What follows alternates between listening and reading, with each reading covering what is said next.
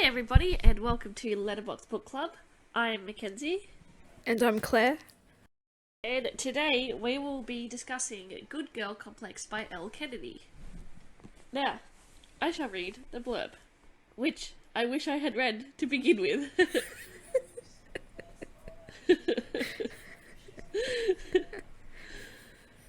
Mackenzie Mac Cabot is a people... I say Cabot, by the way. I say Cabot. Oh, shit. Okay. I'm gonna say it my Doesn't way matter. for the blurb. Sorry. She does everything right, so what could go wrong? Mackenzie Mac Cabot is a people pleaser. It's exhausting, really, always following the rules.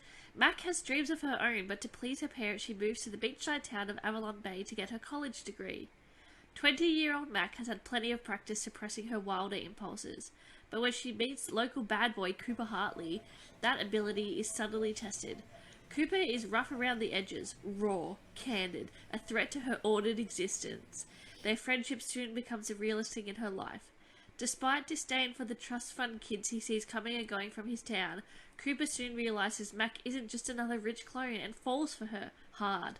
But as Mac finally starts feeling accepted by Cooper and his friends, the secret he's been keeping from her threatens the only place she's ever felt at home. I love one of the quotes on the bottom is like impossible to put down, and I'm like, I was back and forth picking it up and putting it down all weekend. What do you mean? It's just my opinion. I picked it up and finished it because I didn't want to continue reading it on any other time. I was like, if I'm doing it, I'm doing it now. That's fair enough, yeah. So everyone, we hope that that gives you a little bit of an idea.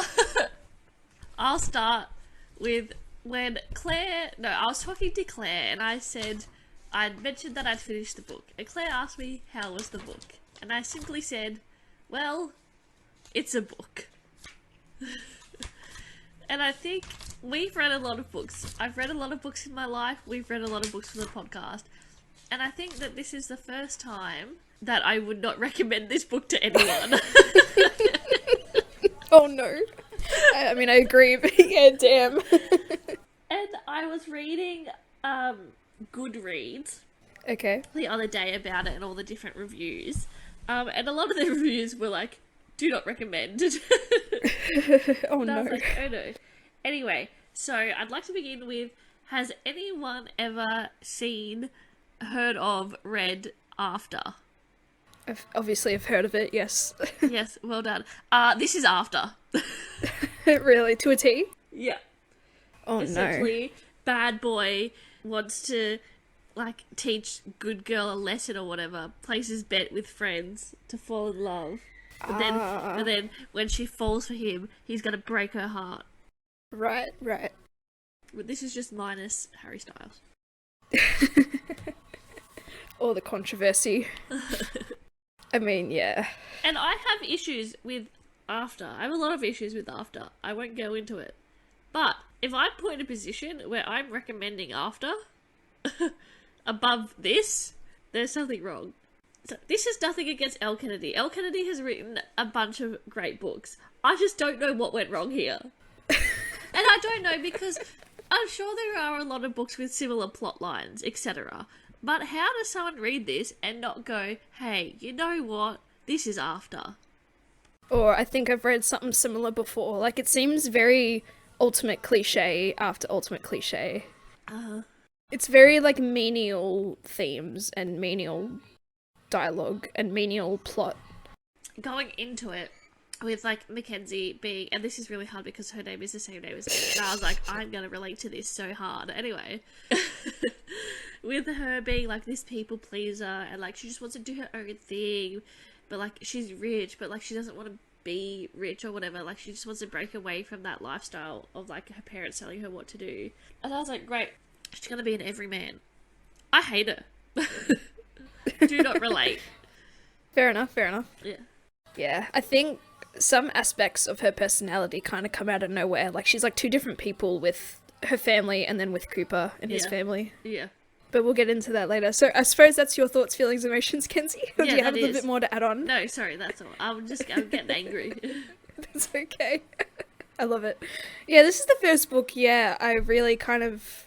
Again, I was picking it up and putting it down because I'm like, I don't want to finish it, but, like, I have to finish it by nature now. Yeah. it gave me, as I said to you, it's very like rich v poor cliche, like, oh, it's them against us type of mentality. Although I've never seen Outer Banks, I've seen like clips of the aesthetic and stuff, and it gave me Outer Banks beach aesthetic. Yeah, and I know I've said to you as well, but it also reminds me of The Summer I Turned Pretty. Ah, really? Just in like the two brothers. Not that they both want her in this book, but like there's two brothers and then there's a girl and then it's set at a beach. It seems like it's the only way for the beach townies to get like good plot is to just have bad boys turn rich, good girls onto their side. Like, but yeah, look, not my favorite book in the world. I probably wouldn't recommend it either. But like I've always seen this book front and center in like, you know, Target, Big W, Dimmicks, all that type of stuff. So obviously there was that compulsion to be like, oh, it's, you know, yeah, that's pretty good. Thing. Like there's usually we do a lot of we do read a lot of TikTok recommended books, and usually they smack and they're really good. I don't think I've seen this one on TikTok, but I've seen this one like just front and center. And yeah, this has been front and center in book displays. Yeah, but I just think because the author is a good author, in general. Yeah, but yeah, everyone's allowed to have like, you know, one poor performance. Yeah, perhaps this one can be it. Yeah. But yeah, that's my thoughts, feelings, emotions as well done. So, start of the book. Mackenzie moves into her college dorm. Yep. And straight away, her roommate, who I forgot the name of. Bonnie. There we go, that's how relevant she was. Southern Belle. Hey, yeah. I quite liked Bonnie. Bonnie gave a bit of spark. She did. I reckon. But was she not just a vessel to allow, like, I know, okay, we're gonna get into it. There's a lot of, like, criticism surrounding the whole cheating. Mackenzie cheated on her boyfriend straight away with Cooper or whatever before she even knew that Preston was cheating on her. And yeah, like, it started out as an emotional affair, then turned into a fair affair. But, no, because she didn't sleep with him until it was confirmed by Preston that he was cheating. Yeah. Okay, forgiven. But also, Bonnie was just rooting for her the whole time. Just the enabler. Yeah, the enabler. She was just a vessel for them to get together. I mean, I'm all for that. If you want to do what you want to do, sure. But surely there has to be some sort of middle ground where she goes, hey, I mean, it's not the greatest, but if you're going to do it anyway, go ahead. But I suppose it doesn't help with, like, Preston's girlfriends as well, having that mentality of, like, oh, it's just extracurricular idea. Yeah. So, like, she's just surrounded with this thing that cheating is actually, like, not the most... Yeah, like, your wife material, so you're going to be with him forever, but... Yeah, it's okay if he dabbles. Yeah. Which is so weird, and I'm sure it does happen in rich society. Perhaps, yeah, because they can get away with it, and people want those connections in networking and all that. But yeah, I just think Prince William gets his pegging somewhere else. Oh no. It was only a matter of time before you'd brought that up on the podcast. Haven't seen this version of Red, White and Royal Blue. I'm kidding. I just think, a lot of like the plot lines and all the character ideologies and motivations just seems too juvenile and immature for it to actually be like gut-wrenching, because I just thought this is so stupid.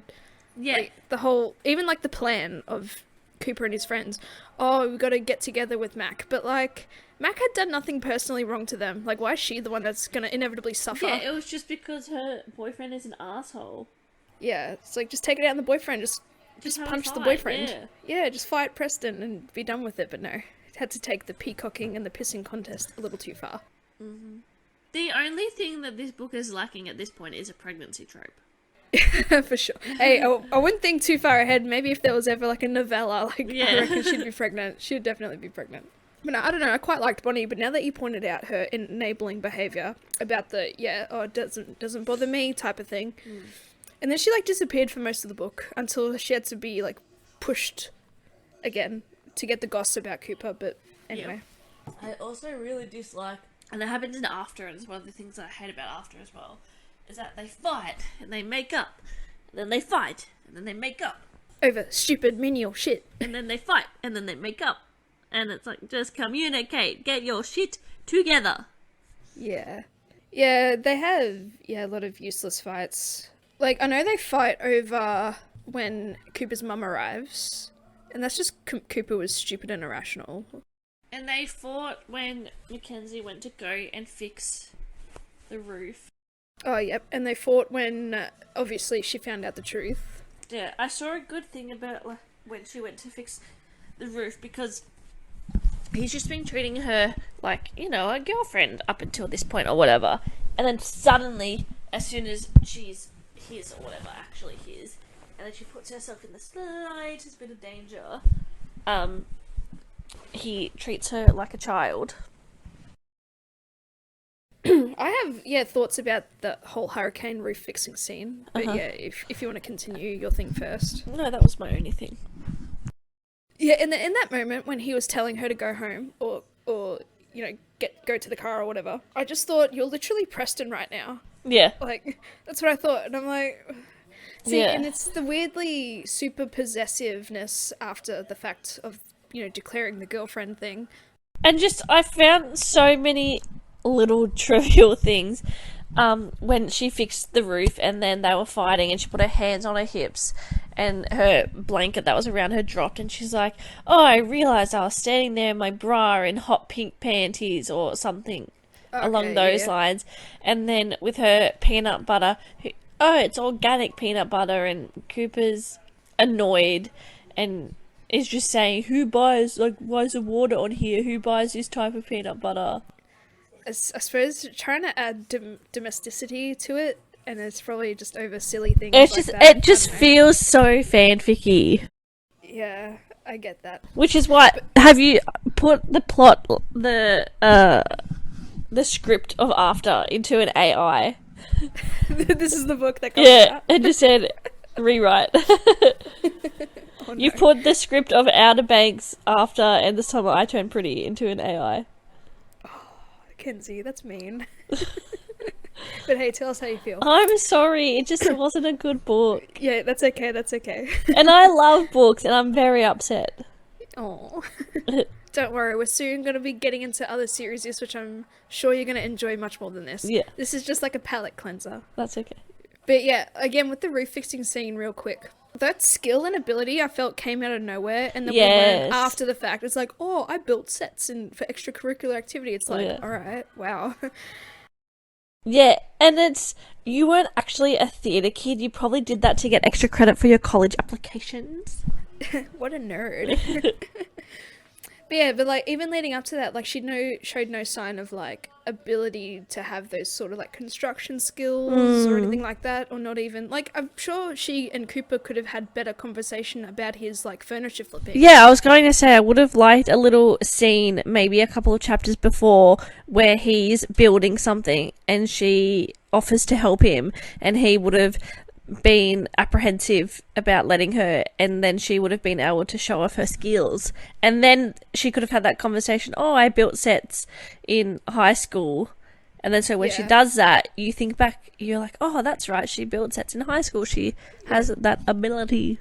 Yeah, she's not just pretty with a website. Yeah. There is the website. Layers.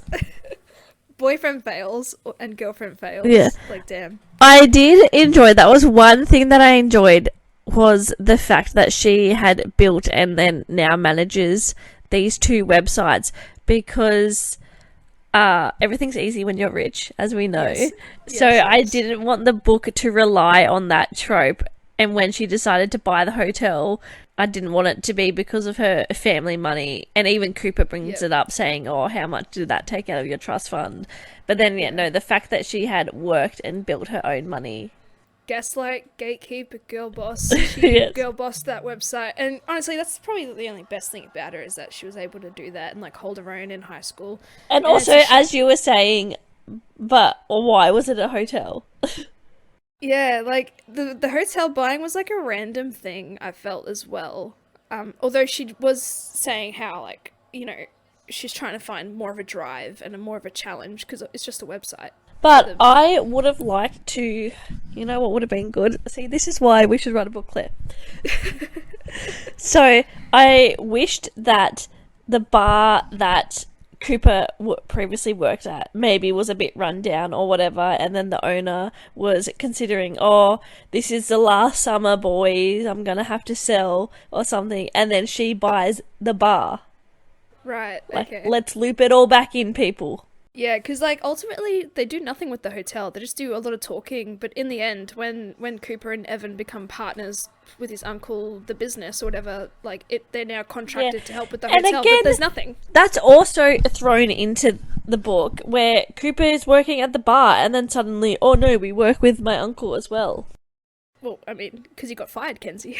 I know, but still, that seemed like it had been a long-standing thing. Yeah, it was under the impression that was his sole Job. Sole job. Which also would have made it more significant if he got fired, because oh no, he has no income. But you have a whole other 9 to 5 gig. And then you got your hobby, your furniture flipping, which would have done well. Yes. I feel like sometimes when you have the whiteboard, you don't have to add everything that's on the whiteboard. Yeah, that's what I felt like. A lot of things just seem to happen with no real, like, reconciliation almost. Yeah. Because, like, even with his mum returning, Shelley, like, I thought, this is so random. Like, we've heard about her. I'm happy for her being off-screen and hearing the off-screen anecdotes or whatever.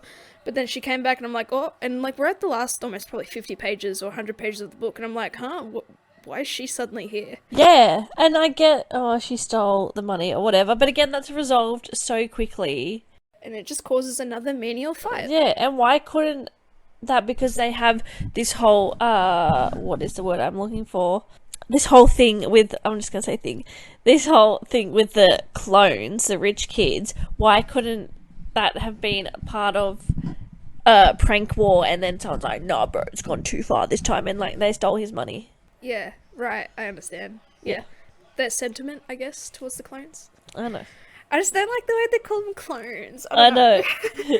But I loved it also when just Mackenzie popped off at him after the whole, because he was taking all the microaggressions towards all the clones out on her, and she hasn't done anything wrong to him. But obviously he feels proud because he doesn't want to feel like a charity case when she offers to give him the 12 grand. Yeah. I feel like Mackenzie didn't have to forgive him. Yeah. That feels, I just watched 50 Shades Darker the other day. Okay. As I did. Love that. And, thank you. And Christian bought Anna a car and then sold her old car without her permission, first of all. Anyway, I'm sure the documents wasn't even in his name for that car. Yeah, exactly. And he got $24,000 for it. Jesus. And it was a shit car anyway, so he gave her a check. And she ripped it up because I don't know why, anyway. She's like, I don't need your charity or whatever. And then he calls his bank and just says, can you please deposit $24,000 into Anastasia Steele's account, please? And so it feels very much like that. And then she gives it to charity anyway. But that's besides the point. It felt like that when I can just give you 12 grand. Do you think that's the thing with writing books with rich people? Like, that's the only storyline or bit of angst the poorer person feels against the rich? Like, I'm not a charity case, stop giving me money, blah, blah, blah. Yeah. I suppose because there's no real other way to go about it unless we do that in our book, Kenzie. Find another way. Yeah. when I don't care if the rich person wants to give the not rich person money, but I don't enjoy when it's made a big deal out of, because you can just anonymously deposit money into their account. Probably, yeah. Yeah. But then he'd still know it was her in this situation. Just do it slowly. Like small increments. Yeah. Bank error in your favor. Collect $50. God damn it. Alright, I have a question for you, because this has been plaguing me since reading the book. Is Cooper Hartley a bona fide bad boy? No, he builds in this furniture. essay, I will. No, he's not a bad boy. He builds furniture in his garage. He's a soft boy. What a loser. I mean, it's hot, but yeah. I wouldn't say he's a bad boy. And what classifies a bad boy, you know? Yeah, exactly. I think in these types of books, it's the tattoos and the promiscuous activity. But, like, that doesn't make you a bad boy. Is he even that promiscuous? Oh, just all the background talk from background characters and anecdotes is like, oh, he slept around a lot and all that type of stuff. But even Evan. True. But like, alright, I feel like in terms of fiction characteristics, tattoos and sleeping around would be the definition of a bad boy. Yeah. But if anything, Evan is more of a bad boy because he actually gets in fights. Yeah, exactly. And he like has a bit of an actual attitude. Yeah. And he has that attitude towards Mackenzie that you would think that Cooper would have. But instead, Cooper's out here calling her princess. Yeah, I just don't like it. When, I hate princess. I hate. Typical... Yeah, no. It's what the poor character says. To That's the rich only character. because I once had a boyfriend who called me princess. Ew. Oh no. Fair enough. Fair enough. Sorry. I'm calling myself out. Everyone who knows me, who listens. Back to, like, say, the 50 Shades of Grey switch, like, where the man is the rich guy. You don't call him Prince. Yeah, exactly. In a condescending way. Yeah. But yeah, nah, don't like being... Yeah, so yeah, Cooper, a bad boy, no. Because yeah, he builds furniture, he has a stable income, stable job, he helps his family. Yeah. He's keeping Evan in line. Like, he's good. Like, he doesn't go to jail, he doesn't cause much drama. The only drama he caused was when he was, like, when Preston was in the beginning of the book. They had that incident. But then he was just protecting his friend. He was just protecting Steph from being, like, groped. Yeah, exactly. Like, that's not bad boy behaviour. Yeah. He's not in trouble with the police all the time. He doesn't have warrants out on him. He is not he doesn't drive a motorcycle. He drives a truck. That's not bad boy behaviour. Come on. Yeah. But Evan, on the other hand, yeah, he's trying to, like, pull shark all the rich kids out of their money, which is fair enough. And, like, but, like, he's getting into fights, he's drinking, he has a sour attitude. Cooper Hartley, not a bad boy. Also, on the cover, real quick, I presume Cooper swimming in the ocean. His anchor tattoo is on the back of his shoulder, but in the book, it's more at the back of his neck. Yes. So, continuity error? Hello? Yes. Yes. Also, I hate anchor tattoos with a passion. Just because I know someone. Okay. Do they listen to this podcast? I doubt it. I know someone with an anchor tattoo, and it says, "I refuse to sink." But that's what anchors are for. They're meant to hold you down and keep you in place. And so many people get them for that. Like, yeah, it's like to symbolize it. Like, I'm not gonna be held down. And it's like, yeah, but like that's what anchors do, bro. Yeah, that's the point. They keep you in place. They keep you grounded. Yeah, look, yeah, I don't know. Anchor tattoos. I suppose it depends on the meaning you take of it. But yeah, if it's that type of meaning, no.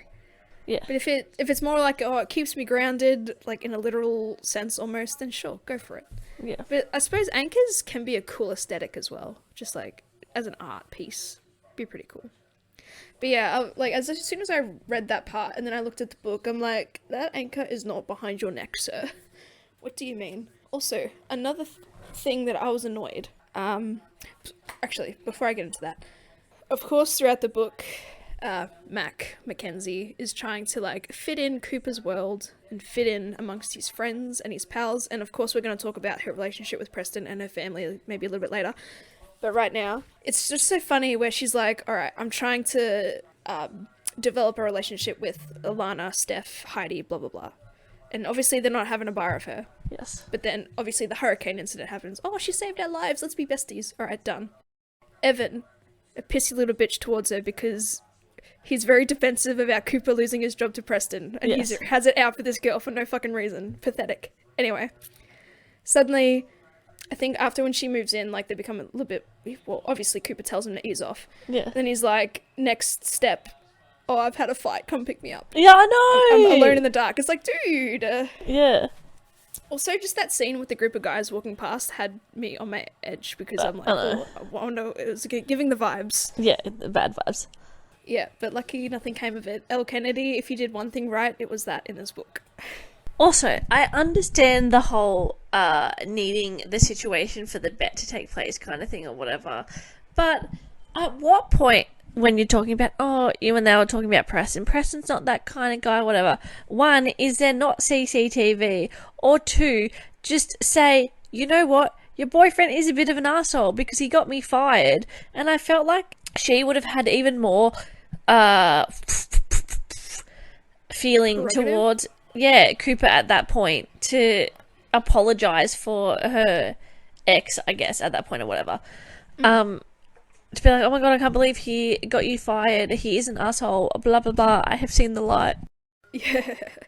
And that's the thing too. He did have kind of an ample opportunity to come clean after the fact. Yeah, and then after Cooper tells her, oh, you know, your boyfriend's been fucking around on you for the last 2 years or whatever while he's been at college. Also, was he at college and she was still in high school? That's grooming. Red flag, red flag. Yeah. Red flag. Red flag. Yeah. Not amongst the rich, apparently. Apparently, when you're picked at birth and paired off. Anyway, if Cooper says that, and at this point you assume he has no ulterior motive, why do you not believe that? Oh, he's just saying it to upset me.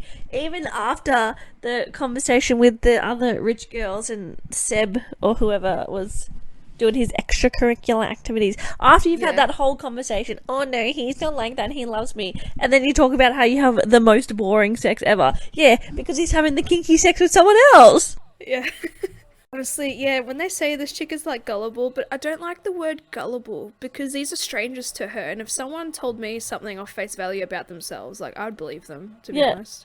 Because I've no reason not to. I like to go through the French judicial system, which is guilty until proven innocent. Yep. And that is how I live my life. I love that. So no one do wrong in Kenzie's eyes, or at least try to get away with it. Right, fair enough. Bet. But yeah, these people were super harsh on this girl for no reason. Like, it's not her fault. Yeah. That's kind of like a sad thing about it too. Like, she got the shitty end of all the sticks in all the areas. Yeah. Like, she got the shitty end from Preston, she got the shitty end from her family, from these like jealous girls as well. But yeah, like, I thought Cooper was going to get away with it, with the not telling her the truth at all. As soon as they, like, scooched past that, I'm like, what? What the fuck? How is this going to come around again? Yeah. But then I knew Heidi was sus. Heidi was my girl in this instance. She was going to be a bitch. Yeah. And yeah, ample opportunity to come clean after the fact, and that she admitted to kind of cheating by kissing Cooper before it was revealed that, like, Preston was cheating on her was kind of weird. It was a weird kind of guilt-trippy way. Yeah. Because I thought Preston was going to turn around and be like, oh, well, you kissed Cooper, so I'll do this. Yes. As well. But that didn't actually quite happen. Yeah, it was weird. I don't know.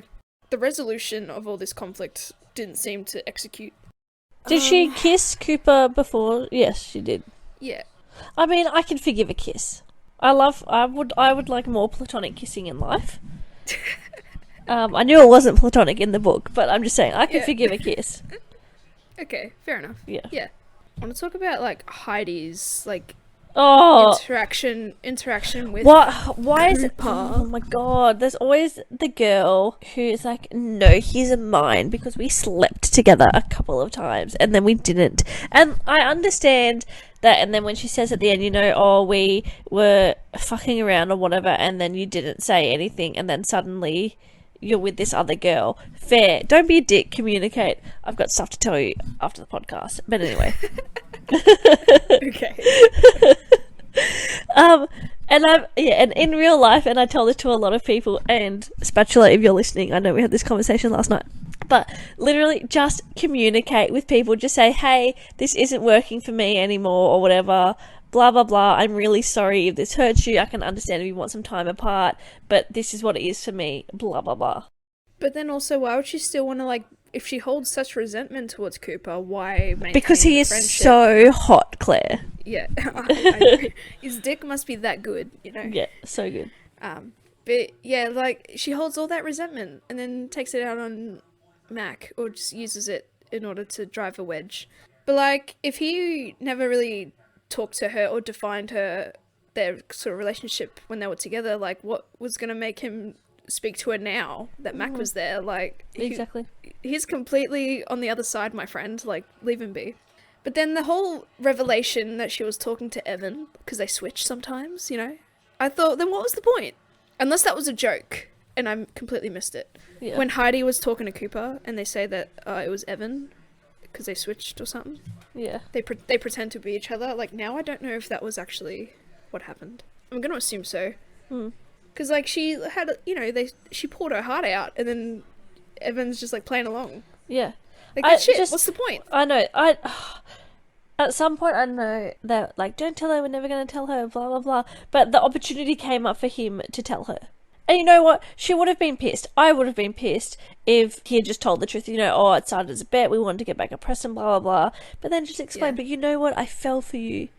I think he did do a bit of that type of groveling after the fact, because she didn't allow him to talk to her, which is fair. Like, I'd be pissed too. Yeah.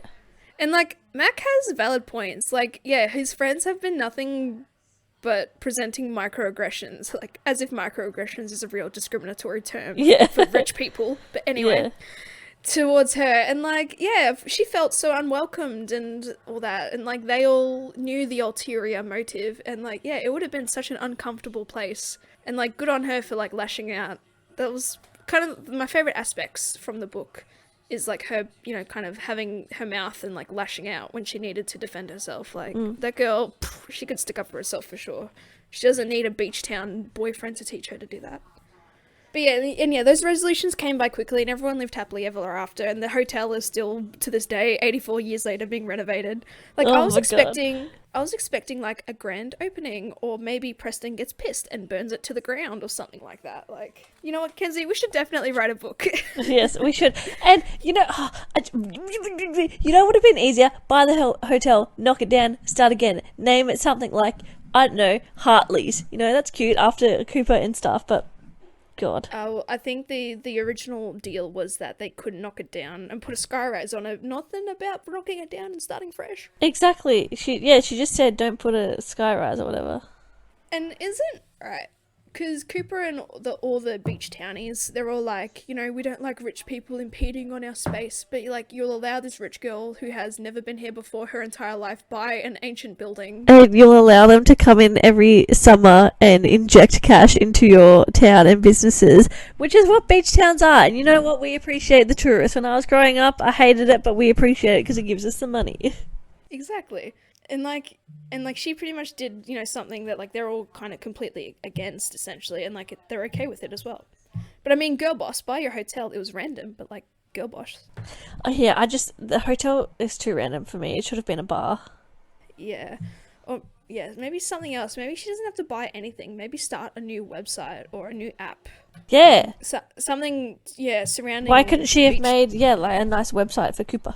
Like a tourism app. Yeah, or a dog rescue app. Yeah, dog rescue, that'd have been cool. How did you feel about the dog rescue scene? I understand we're a little bit in and out of order, but I don't care. We're riled up. A dog is a surrogate for a child. A dog is a what? Surrogate for a child. Okay, yeah. So that's where the pregnancy trope would have been. Yes. It was cute. It was unnecessary. Again, I feel like there were too many ideas on the whiteboard and they all got chucked in. And then because, of course, then they would have had to fight and she took the dog and he's like, I miss my dog and my girl. I miss my girls. Like, yeah, it's one of those things. It's like that grumpy father trope who never wanted the dog but loves the dog. But yeah, I think it's the thing as well, like, especially in real life, tourists don't listen to local folks in terms of like beach etiquette and the beach conditions. So I guess it's like one of those instances where he's like, you know, you're not supposed to be on the rocks at this time or at this tide. So that's kind of fair enough. Like, she did do something stupid, but like he's a bit of a prick for not wanting to save the dog. I feel like any other man would have wanted to try and save the dog, regardless if like a woman wanted to. Yeah. But he was hell-bent on being like, no, I'm not putting myself in danger. Maybe that's the only bad boy part about him. It's like he would have let the dog die, and that's sad. In there, just for the sake of, I suppose, coming together. Yeah. In a way. Yeah. But I mean, I don't know, she could have been wearing a hat, and it could have been a sentimental hat. Got flown into the water. And the hat flew into the water, and he went and retrieved her hat. I mean, did it have to be a living creature? It's like the dropping the handkerchief thing. Yeah! She could have been wearing a nice neck scarf. She could have dropped her bracelet. Exactly. Alrighty, perhaps we can talk about Mac and her relationship with Preston, with the douchebag bro. Knowing that his intentions towards Mac were because of his whole cheating history, was very sleazy. He was quite nice to her when she was, you know, the subordinate girlfriend almost. I mean, he did take them out for lunch, I mean, it's nice, but like, again, ulterior motives, I guess. Yes. Yeah, he is just a prick. And it's so weird how, like, it was so easy for him to get Cooper fired as well. I was like, oh, my dad's a rich bank guy. Conveniently handles the loans of this bar or whatever. One call could ruin the entire business. I don't like that power. Yes. But I'm sure it happens in real life. I'm sure there are those people. Those people. Eat the rich. And yeah, just like as soon as Mac or he mentioned to her about the silly little app, I knew that was going to be an issue from the get-go. Yeah. Even like her family, are they not aware that she makes bank off that website? I don't think Like, so. do they think she's just a dumb little? It's like a Tee Tumblr account or something. Like, come on. And also, she's an adult. Imagine, I mean, I can't talk, but like, oh yeah, you can take a gap. And like, what did they think when she took a gap year and survived off the money that she was making on this website? I suppose they went around, so they didn't know. Yeah. I was waiting for, did they threaten to cut her off? Yes. Yeah, I was waiting for that. That's always a trope. Yeah. We'll Every cut rich- you off. And she's like, fine, because she has her own money. Yeah, exactly. And usually they don't have their own money, so like, oh fuck, but she had her own money. Okay, but if you're living off of, say you're a rich kid living off your rich parents and they give you, say, an allowance, aren't you not tucking it away elsewhere? Yeah, are So if you they do cut you not, off- or at least are you not tucking away 25% of that? Yeah. You know, 50, 30, 20, or whatever Yeah, the ratio or is. you know what, get a credit card, max it out by taking cash out and just holding on to that cash. Yeah, like, come on. I suppose the rich folks, they don't think that Yeah. far ahead. Like They don't us think poor that folk. mummy and daddy will ever cut them off. I've seen a TikTok where, like, a rich kid goes off on his dad for, like, not giving him money or something. Oh, it's so embarrassing, but it's real. It's real. Oh, no. It was, like, this Italian guy, I think. I don't know. But yeah, it was just embarrassing. He was having a temper tantrum because daddy didn't give him any money. Far out. Lol. But yeah, back to Mac's parents real quick. They want her to be like a part. I suppose they also wanted her to be the wifey material, to not be like the independent girl boss that she actually is. So like that's why they didn't like the fact that she was like running a successful website, or didn't really realize it was successful. Yeah. Yeah, I was gonna say that as well. Yeah, her mum was probably just like, no, this is what I did. I was a kept woman. And Therefore, so you shall be. you shall be. Yeah, you don't need to make your own money because Preston will look after you forever.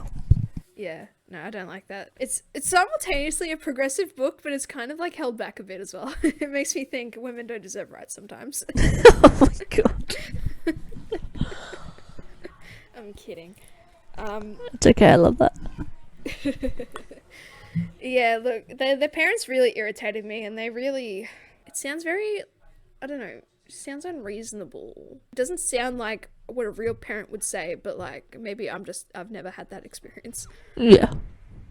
I know, I can't imagine that. I think it would make more sense if her parents, like her dad was in business with Preston's dad or something. But I can't imagine my parents ever being like, no, you will not see another person, you will come back and you will be with him and you will marry this man. Like, Yeah, like, no, dude, like, no one is that in charge of your life. yeah. I feel like. But I suppose there could be absolute toxic relationships with parents, and like where you do feel like a slave or a prisoner.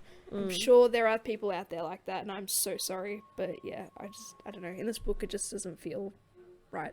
And like the whole like when she storms out at dinner, it's like, oh, you're embarrassing me. It's like, what do you mean? No one's Yeah. paying attention to you. What are you talking about? It's not like there's paparazzi or like the opposing campaign trail or whatever taking photos of you to use it against you.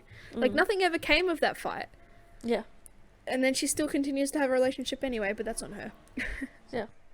Preston, whiny little bitch, also pulled the whole, you embarrass me, you have to apologize to my parents as well. Like, what the fuck? No. She doesn't need to apologize to his parents. Maybe it's just like rich people etiquette.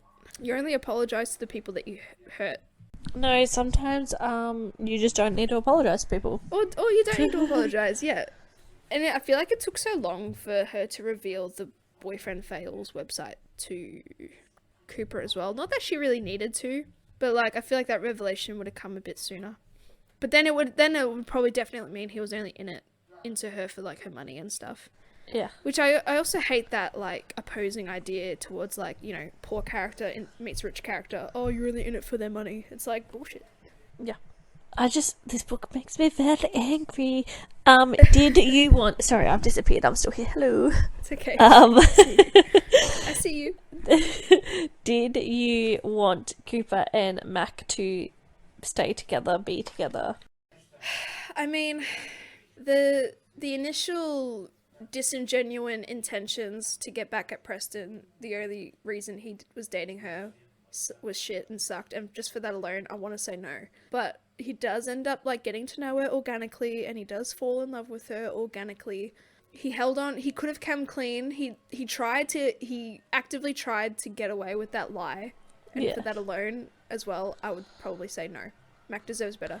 I just think that they are polar opposites, and in most cases opposites do not attract. And I just can't see it working out in the long term. I can see her getting bored. Like, feeling settled again? Yeah, almost. Yeah. Like, great sex is not enough. As the actress from Harry Potter says, I can't remember her name, she plays someone anyway. What? She prefers a radish over sex. If it was bad sex, she'd take a radish. Yes, I know who you're on about. It's an English actress. It's like Miriam somebody. Yes. Yeah. If it was bad sex, she'd take a radish, but if it was good sex, she'd take the sex. This is so random. And in this book, I would take the radish over the book. over the sex, you mean? Both. Like, it wasn't even that great of sex anyway. Yeah, how did you think of the smut? There was a little bit of smut in this. No. I just... There was a little bit, and you know what? It's sex. Sex is sex. But I'm not dissecting it. But I'm so sick of women reaching climax in 3 seconds. And if there's women out there who can do that, congratulations. You are the peak of women. Well done. But no. And then also, if you're having sex and it's like a 4-minute bout of sex, let's be honest. Like, I'm not coming twice. I'm probably coming once. And it's probably going to take those whole 4 minutes. Like, I'm not going to come and then immediately 3 pumps in, you're like, are you going to come again? No. No, I'm not, Cooper.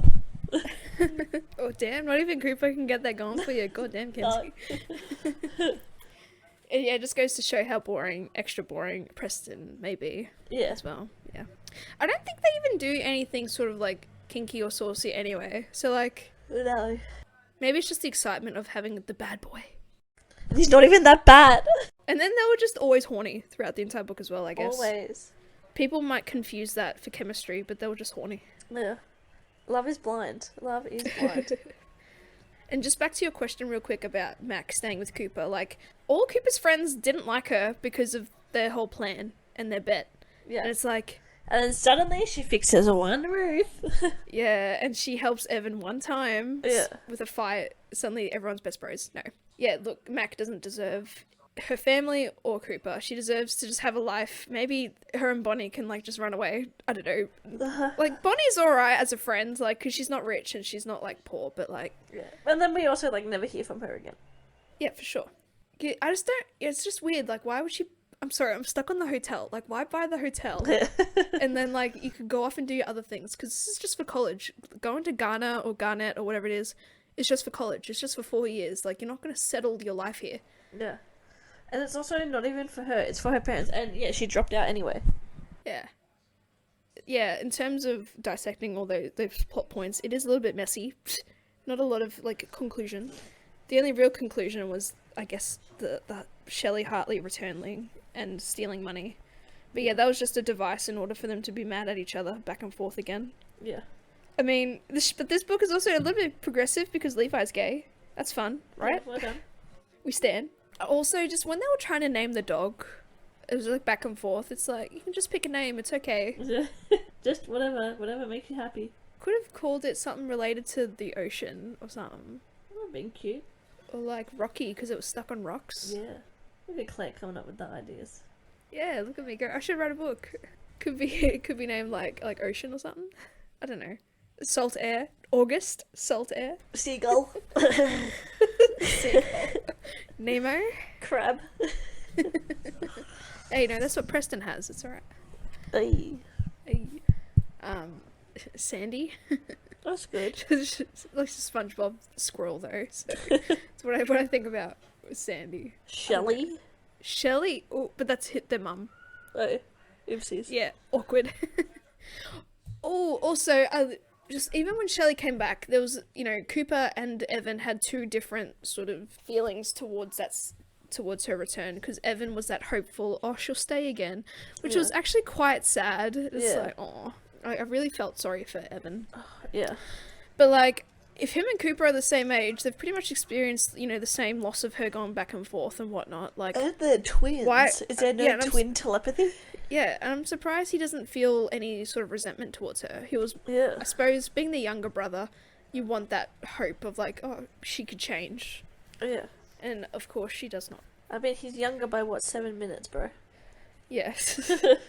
And then the whole, like, because I thought she was going to do something to Mac, the way Cooper, the way Cooper was like, oh, the bracelet. But, like, it was revealed she'd already seen the bracelet and the purse, and then she's loaded. So, like, what was the point? I'm sorry, Elle Kennedy, but this book is just not it. I'm sorry. I'm sure you have other good books out there. I'm not that familiar. She does. This was just front and center. I wanted to read it. On Goodreads, they, like... So I'm just looking at, like, Elle Kennedy website and looking at all her books. Like, she has, like, The Legacy, The Play, The Dare. These all seem very, like, more saucier than Good Girl Complex, just by the covers alone. Yeah. Which is fine. And then, oh, hang on, she had another one. And then she has Good Girl Complex and then Bad Girl Reputation. Well, Bad Girl Reputation is coming in October. I wonder what that's about. Oh, it's part of a series, Avalon Bay series. So Good Girl Complex is book 1. Bad Girl Reputation is book 2. Oh, this is going to be about Genevieve. So it'll be about Genevieve and Evan. Ooh. That's another thing I kind of disliked-ish about this book, is, like, they brought up, I almost said brang, and brang is not a word, brought up, like, Cooper's inner circle sort of drama between characters, and it's like, we don't know these people, I don't care about them. Yeah. You know what also happens in After? One of the girls used to fuck Harden and then gets upset because he falls in love with the girl that they're meant to be playing a joke on. Yeah, very fun. Love that. Yeah, but with this, like, yeah, I thought, because Evan was like, it was like, don't mention this Genevieve chick, and it's like, and then nothing comes of it. So hang on, I want to read this blurb. I think we're gonna have to read this one just because we read Good Girl Complex, Kenzie. I'm sorry. Okay. Wait, Alright, when former bad girl Genevieve West returns home for her mother's funeral, no. She's prepared to keep her distance from her ex-boyfriend, Evan Hartley. Their history is rife with turbulence and passion, a heck of a lot of passion. Wait, I read that wrong.